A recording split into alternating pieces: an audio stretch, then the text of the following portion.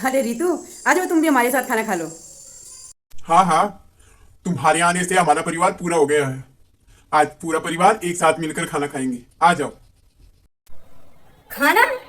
और मैं ऐसे नीचे बैठ के भिखारियों की तरह? कभी नहीं। जब शादी में मेरे पापा सारा सामान दे रहे थे घर का, तब आप लोगों का घमंड इतना ऊंचा हो गया था कि नहीं, हमें तो कुछ नहीं चाहिए, हमारे पास सब कुछ है।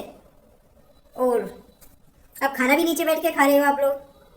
क्या है आपके घर में? जीतू, ये कौन सा तरीका है भैया से बात करने का? रितु, हमारे घर में किसी चीज़ की कमी नहीं है। जीने के लिए जिन चीज़ों की ज़रूरत है वो सब हमारे घर में है। सब कुछ है। एक खाना खाने की डाइनिंग टेबल तो आपके घर में है नहीं। रितु, क्या तुम डाइनिंग टेबल के बिना खाना नहीं खा सकती? नहीं, बिल्कुल भी नहीं। पापा ने पहले ही कहा था कि तुम शादी के बाद रितु बहुत पछताने वाले हो। और आज वही बात मुझे सही लग रही है, सच लग रही है। बस अब बहुत हुआ।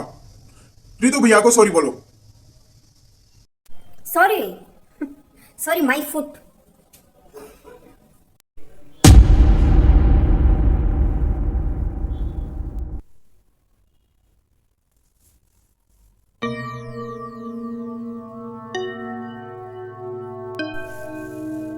रितु,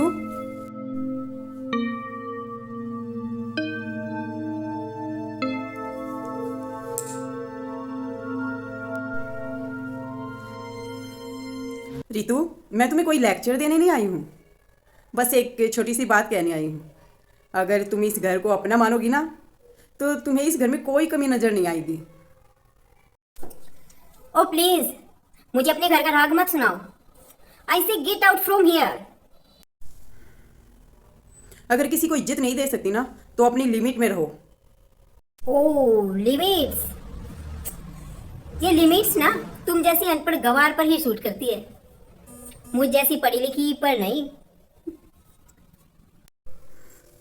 ओ हेलो, ये अनपढ़ गवार ना अपने कॉलेज की टॉपर रही है। मैं भी तुम्हारी तरह इंग्लिश झाड़ सकती हूँ, लेकिन मैं अपने कल्चर और वैल्यू से जुड़ी हुई हूँ। मैं ये कभी नहीं बोलती कि मैं एक इंडियन वुमेन हूँ।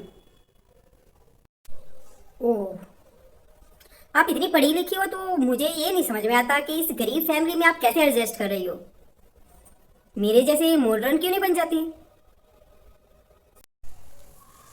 Ritu, that's my choice. इंसान की सोच अपग्रेड होनी चाहिए, पहनावा चाहे कुछ भी हो। और एक बात, इज्जत उसी औरत की होती है जिसमें थोड़ी सी शर्म और लाज हया हो। How dare you!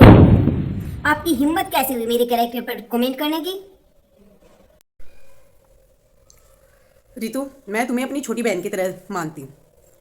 जब से तुम इस घर में आई हो, मैं, तुम्हारे जेठ जी, तुम्हारे हस्बैंड तुम्हें खुश रखने की सारी कोशिशें करते रहते हैं। बाकी तुम समझदार हो।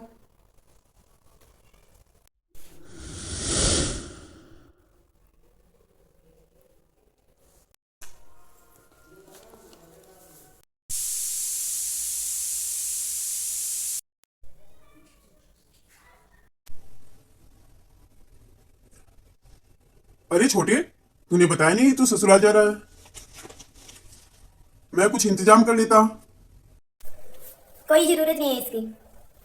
मेरे पापा इतनी हैसियत रखते हैं कि हम दोनों को आराम से पाल सकते हैं। क्या मतलब? मैं कुछ समझा नहीं। भैया जी, तूने बताया कि उसका झगड़ा भाभी के साथ हुआ है। अब ये शहर की लड़की, इतनी पढ़ी लिखी, इतने अमीर फैमिली से, वो ये सब कहाँ सहेगी? तो उसने डिसाइड किया है कि वो अब अपने पापा के घर रहेगी। और मैंने तो ऐसा कुछ भी।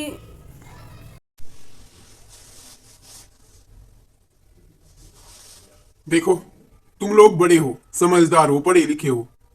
शादी के बाद कुछ टाइम लगता है एडजस्ट करने में। तुम अपनी पत्नी को समझाओ।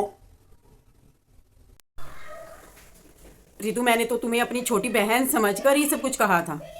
फिर भी अगर तुम्हें बुरा लगा तो बड़ी बहन समझकर मुझे माफ़ कर दो। रितु, तुम्हारे आने से पहले सरिता ही पूरे घर को संभालती थी। अब तुम इस घर को संभालो। तुम जैसा इस घर में चाहोगी सब वैसा ही होगा। भैया ये बहुत समझदार है, इसे अपना फैसला लेने का पूरा अधिकार है। रितु, तुम अपने घर, अपने पापा के घर जाकर रह सकती हो और जैसी लाइफ चाहो वैसी जी सकती हो। अपने घर मतलब तुम नहीं जा रहे हो मेरे साथ? इस घर से जाने का फैसला तुम्हारा है, मेरा नहीं। तुम्हें ऐसो आराम की जिंदगी चाहिए जो इस मिडिल क्लास फैमिली में तो मिलेगी नहीं। तुम अपनी फैमिली के पास जैसी चाहो जिंदगी जी सकती हो। इस घर से जाने का फैसला मेरा नहीं है। मैं नहीं जा रहा हूं कहीं भी अपने परिवार को छोड़कर।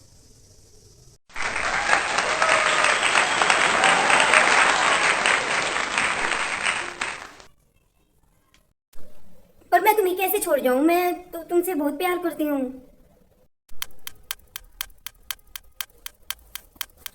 सॉरी, तुम्हारे लिए मैं अपने आप को बदल दूंगी। भैया, भाभी, आप लोग भी मुझे माफ कर दो प्लीज। अरे अब छोड़ो भी रूठना मनाना। चलो एक नई शुरुआत करते हैं और दोनों बहनें मिलकर कुछ मीठा बनाते हैं।